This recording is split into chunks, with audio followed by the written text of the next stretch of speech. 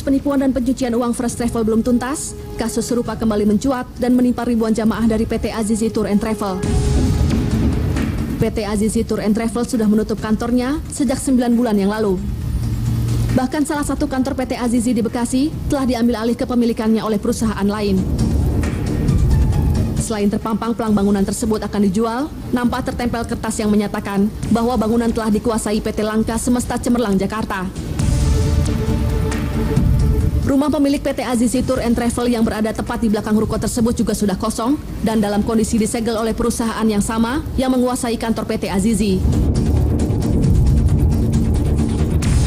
Sementara perwakilan korban PT Azizi Asrizal mengatakan, sejak akhir Oktober hingga Januari 2017, PT Azizi tidak bisa memberangkatkan lebih kurang 2.000 jamaah.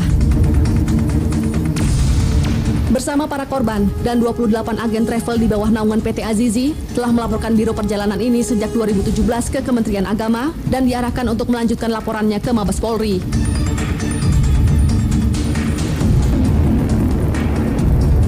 Menurut Asrizal, paket jasa yang ditawarkan PT Azizi berbeda dengan First Travel yang murah. PT Azizi menawarkan dengan biaya standar sesuai standar Kementerian Agama, yakni sekitar 20 juta rupiah.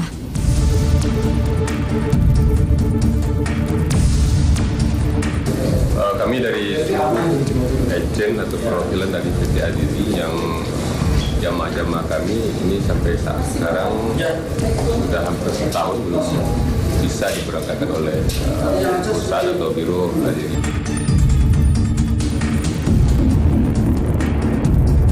Sebelumnya puluhan jamaah perwakilan Biro Perjalanan Haji dan Umroh Azizi mendatangi Kementerian Agama.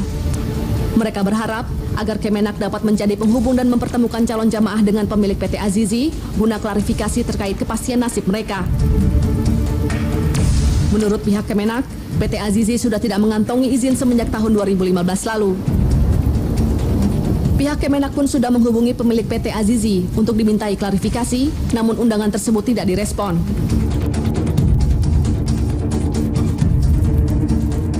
Itu adalah mereka korban penipuan dari travel yang tidak punya izin. Jadi travel yang tidak punya izin ini mungkin bekerja sama, mungkin ya, dengan salah satu travel yang dulu pernah punya izin. Hingga saat ini pihak Kemenak menyebut ada 4 biro travel yang diduga akan bernasib serupa dengan First Travel. 2 diantaranya sudah memenuhi syarat pencabutan izin penyelenggaraan perjalanan ibadah. Sementara dalam kasus First Travel, pihak kepolisian telah menetapkan bos First Travel Andika Surahman dan istrinya Anissa Desvita Sari Hasibuan sebagai tersangka. Termasuk adik bos travel, Kiki Hasibuan, juga ikut ditetapkan sebagai tersangka. Kasus dugaan penipuan yang menjerat bos agen perjalanan First Travel diduga menipu 35.000 jamaah dan meraup setidaknya 500,5 miliar rupiah dari para korbannya. Dugaan penyalahgunaan dana jamaah yang berharap bisa pergi umroh tak lepas dari kehidupan mewah bos travel pasangan Andika Surahman dan Anissa Hasibuan. Mulai rumah mewah, liburan, hingga investasi di dalam dan luar negeri. Ya pemirsa, masih dalam suasana Hari Raya Idul Adha ini ya, kami sengaja menyoroti kembali ini tentang aksi tipu-tipu dalam pemberangkatan haji atau umroh oleh beberapa oknum agen travel ini, karena memang tampaknya ada yang menyalahgunakan tingginya animo masyarakat atau semangat masyarakat yang ingin menunaikan haji dan umroh. Bagaimana masyarakat mewaspadainya? Kita akan membahasnya malam ini bersama narasumber. Ada Profesor Hamka Haq, anggota Komisi 8 DPR RI dari PDIP ya. Selamat malam, Assalamualaikum. Waalaikumsalam, Assalamualaikum warahmatullahi wabarakatuh, pemirsa. Iya, ada juga ini kuasa Pak Ade Mahfudin ya, Ketua Rabita Haji Indonesia ini. Assalamualaikum. Waalaikumsalam warahmatullahi wabarakatuh. Ya, ada juga kuasa hukum korban First Travel Ismar Safrudin. Selamat malam, Assalamualaikum. Waalaikumsalam. Ya, tentunya saya ke Profesor Hamka Haq dulu, karena memang salah satunya tampaknya ya tadi ini ternyata First Travel bukan satu-satunya saja ini yang melakukan modus-modus penipuan melalui agen travel ini. Dan yang disesalkan, jangan lagi yang tidak ada izinnya Pak. First Travel ini bahkan sampai terakhir itu masih dikeluarkan izinnya ini. Nah ini banyak yang kemudian menyalahkan. Seperti apa ini sebenarnya pengawasan dari pemerintah? Tentunya masyarakat tidak mengerti orang dapat terregister begitu loh, dapat izin dari pemerintah. Jadi mungkin yang menjadi masalah adalah selama ini travel itu hanya dilihat dari segi ada izin atau tidak ada izin. Ini yang menjadi masalah. Karena kalau ini yang menjadi pokok eksistensi suatu travel adalah izin dari Kemenak, berarti Kemenak hanya melihat travel itu dari segi usaha kan. Begitu usahanya tidak lancar, dicabut lagi, ya kan. Padahal sebenarnya travel umrah itu mempunyai tanggung jawab kepada umat. Jadi Kementerian Agama seharusnya tidak hanya melihat travel dari segi usaha itu, tapi juga harus melihat travel sebagai mitra pembinaan umat beragama, dalam hal ini Islam.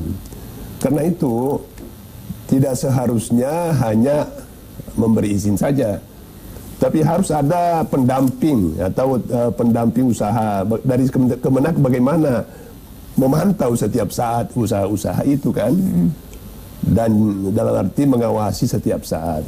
Jangan hanya mendengar nanti mengetahui nanti setelah ada laporan puluhan ribu begitu baru kemudian ditindak. Puluhan ribu nanti setelah itu kelebakan baru dicabut izinnya kan.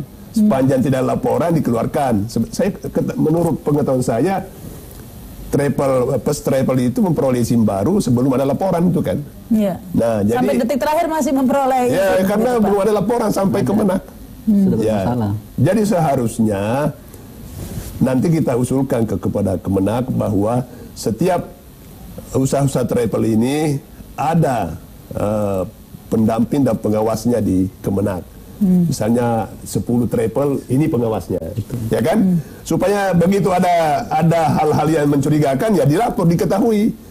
Jangan nanti kesalahannya diketahui melalui media kan, melalui pers, melalui apa. Ya, ini mungkin ditambahkan juga Pak Ade ya, karena kalau bisnis umroh dan haji ini memang menggiurkan karena apa? Uang harus disetorkan dulu begitu. Dengan dalam waktu yang cukup lama, uang masyarakat itu dikuasai oleh travel, sehingga kan banyak juga kemudian yang tergiur kemudian menyalahgunakan begitu Pak. Iya, jadi begini. Ini kan tidak terlepas dari sebuah bisnis, karena perusahaan yang berjalan, karena di keluarnya izin itu harus berdasarkan badan usaha, adalah persen terbatas PT. Nah, PT ini lahir berarti kan sudah ujungnya akhirnya adalah profit oriented, pastilah cari keuntungan. Nah, dari situ kita melihat bahwa umroh ini termasuk haji, kita sekarang adalah bicara umroh, ini kan sudah trennya semakin menaik. Untuk tahun ini saja itu lebih dari 850.000 orang berangkat. Berarti kalau kali 20 juta saja sudah hampir 17 triliun dana dalam 7 bulan berputar. Ini kan luar biasa. Sebuah pergerakan dana press money yang dihimpun dari masyarakat yang begitu cepat dalam tempo 7 bulan itu sudah hampir 17 triliun. Kali 20 juta saja per jamaah. Minimal padahal itu ya. Minimal itu. Nah, ini kan gini. Nah, ini terus ada upaya-upaya dari travel siapapun itu, termasuk yang kita bicarakan hari ini adalah dari awal 3 tahun yang lalu sudah kita bicarakan di tingkat masyarakat, termasuk saya bicarakan ini adalah sebuah modus yang akan terjadi pada saatnya. Sebenarnya Gunung Es bilang akan meletus. Ya, terbukti tampaknya bukan first travel saja ini Pak ya. Dan sudah ada pembelajaran. Tahun 2016 misalnya sudah ada sekitar 3-4 perusahaan yang dicabut izinnya. Nah, dari situ seharusnya. Ini kan tidak belajar. Ini mudah-mudahan saya sih berpikirnya adalah kejadian ini maupun AZJ yang terbaru, first travel yang masih terus dalam proses, ini adalah pembelajaran yang amat mahal untuk bangsa ini.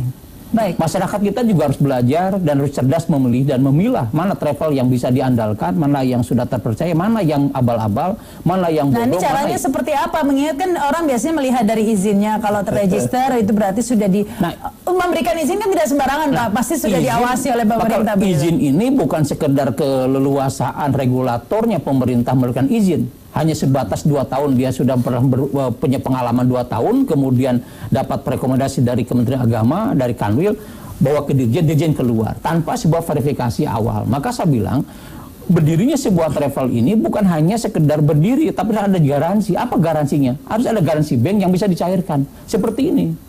Kalau misalnya garansi banknya tidak ada, kalau ada punya sanggup berapa? Saya sanggup memberangkatkan setiap bulan adalah 1.000 orang. Maka sinergi itulah yang digaransikan dalam 1000 orang itu yang digaransikan dalam bentuk garansi bank.